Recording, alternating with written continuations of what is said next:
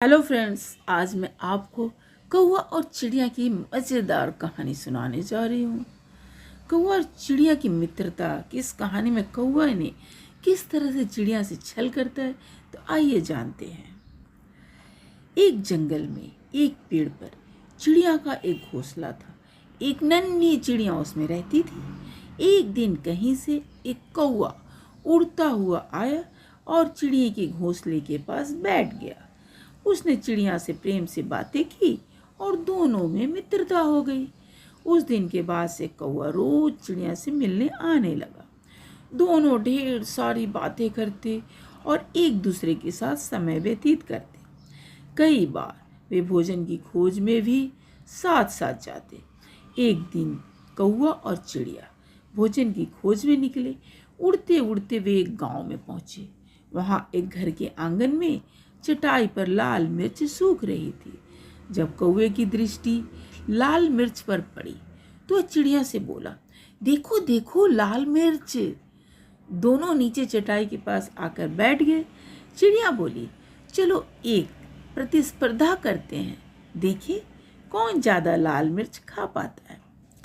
ठीक है, लेकिन जो जीता वो दूसरे को खा जाएगा। कौवा ने इस तरह से कहा और कंपटीशन के लिए तैयार हो गया। चिड़िया ने सोचा कि कौवा मजाक कर रहा है, इसलिए वह तैयार हो गई। दोनों ने लाल मिर्च खाना प्रारंभ किया। चिड़िया ईमानदारी के साथ इस प्रतिस्पर्धा में थी, लेकिन ईमानदारी से मिर्च खा रही थी। लेकिन कौवा चिड़िया से नज़र बचाकर बेईमानी करने लगा। वह कुछ मिर्च तो खाता, लेकिन कुछ चटाई के नीचे छुपा देता। इस बेईमानी के कारण कौवा जीत गया। जीत की खुशी में चिल्लाया, मैं जीत गया, अब मैं तुम्हें खा जाऊंगा। कौवे की बात सुनकर चिड़िया बहुत दुखी हुई। वह तो कौवे को अपना मित्र समझती थी, लेकिन कौवे ने अपना असली रंग जो दिखा दिया था। कौवा चिड़िया को खाने के लिए उतावला होने लगा। तब चिड़िया बोली, ठीक है, तुम मुझे खा सकते हो, लेकिन मुझे खाने के पहले अपनी चोंच धोकर आओ। पता नहीं तुम क्या क्या खाते हो और तुम्हारी चोंच बहुत गंदी रहती थी। कौवा चिड़िया की बात मान गया और उड़कर नदी किनारे चला गया। जब उसने नदी से पानी मांगा तो नदी बोली, मैं तुम्हें पानी देने को तैयार हूँ, लेकिन पहले एक मटका लेकर आओ, उसमें जितना चाहो उतना पानी ले जाना। कौवा उड़ता हुआ कुम्हार के पास गया और उससे मटका बनाने को कहा। कुम्हार बोला, मैं तुम्हारे लिए मटका बना दूंगा, लेकिन उसके लिए मुझे मिट्टी की आवश्यकता होगी।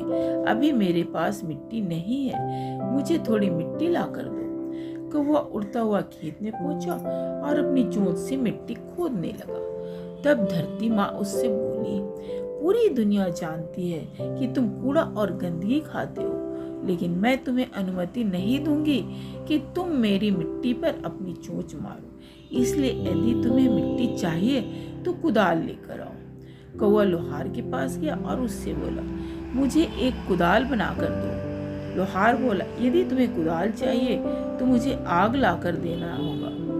कौवा पास स्थित एक किसान के घर गया। वहाँ किसान की पत्नी खाना बना रही थी। कौवा उससे बोला, मुझे आग चाहिए। किसान की पत्नी ने चूल्हे में जलती हुई एक लकड़ी निकालकर कौवे की चोंच पर रख दी।